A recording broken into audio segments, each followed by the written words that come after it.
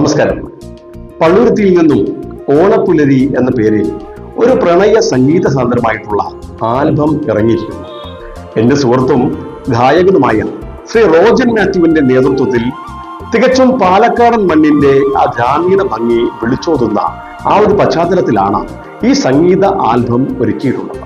ഓണത്തിന്റെ വരവറിയിക്കുന്ന അത്തം തിരുനാളിലാണ് പള്ളുരുത്തി കച്ചേരിപ്പടി ദേശാഭിമാനി ജംഗ്ഷനിലുള്ള അബ്സല്യൂട്ട് ഹാളിൽ ക്ഷണിക്കപ്പെടുത്തിയ അതിഥികൾക്ക് മുന്നിൽ പ്രശസ്ത കോമഡി സിനിമാ താരമായ ശ്രീ സാജൻ പള്ളുരുത്തി ഓണപ്പുലരിയിൽ എന്ന സംഗീത ആൽബത്തിന്റെ സ്വിച്ച് ഓൺ കർമ്മം നിർവഹിച്ചത്. കൂടെ സാജൻ പള്ളുരുത്തിയുടെ ചെണ്ട എന്ന ഒഫീഷ്യൽ ചാനലിൽ ഈ ആൽബം അപ്ലോഡ് ചെയ്തിട്ടുമുണ്ട്.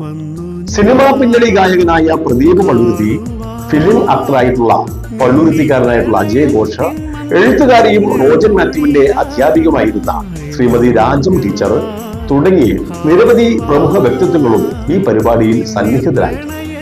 ആഷ്യൻ ആൽ ആദി എന്ന ബാനറിൽ നിർമ്മിച്ച ഈ ആൽബത്തിൽ ശ്രീ തൊമ്മച്ചൻ സേവർ മാസ്റ്ററുടെ വരികൾക്ക് റോജൻ മാത്യു തന്നെയാണ് ഈണം നൽകി അത് ചിട്ടപ്പെടുത്തി ആലപിച്ചിട്ടുള്ളത്.